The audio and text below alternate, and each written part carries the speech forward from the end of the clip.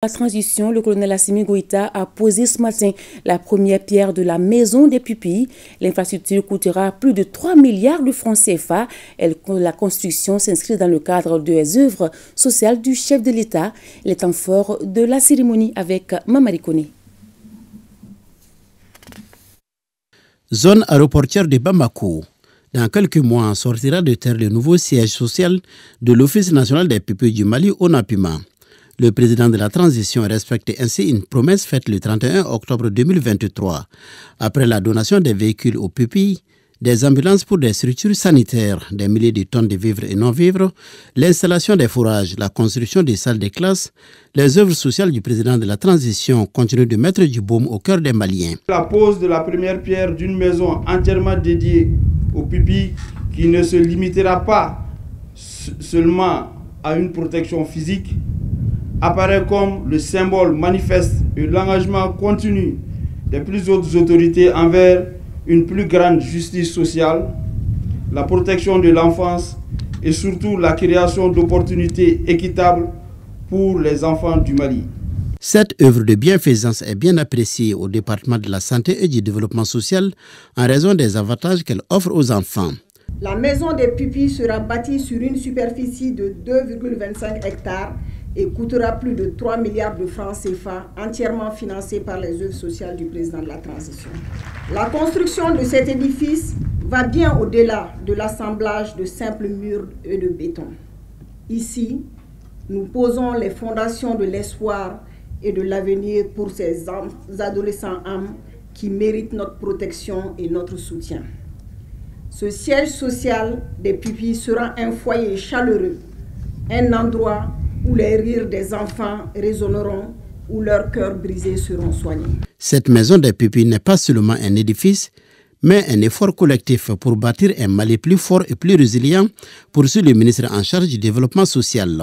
Chaque brique, chaque poutre, chaque grain de sable dans ce projet représentera l'unité de notre nation autour d'une cause noble.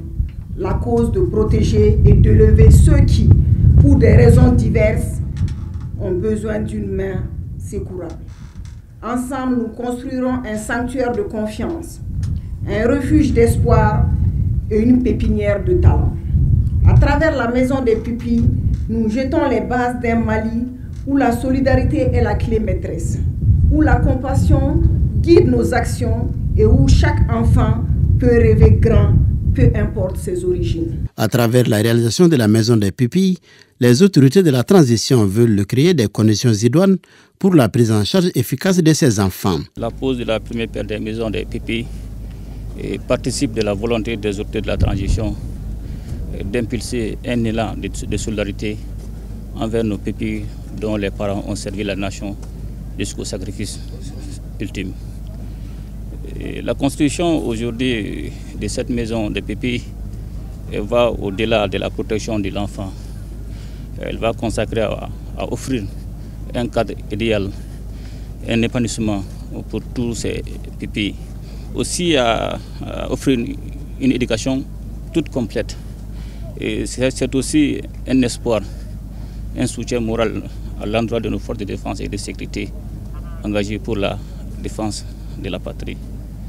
Et je voudrais aussi remercier et saluer l'engagement de Madame le ministre de la Santé et de la Solidarité et aussi la directrice de l'ONAPIMA pour leur engagement constant et toute leur détermination à promouvoir un avenir radieux pour tous les pupilles en République du Mali. Le président de la transition a aussi rendu un hommage mérité à tous ceux qui ont perdu la vie en défendant la nation. On ne peut jamais remplacer une vie qui est déjà partie et nous profitons de ce jour pour rendre hommage, un vivant hommage à tous ces martyrs qui ont donné leur vie pour la patrie. Et nous ferons tout de notre mieux pour assister tous ces enfants aujourd'hui qui sont nos enfants et que nous devons promouvoir un avenir radieux, une éducation toute complète.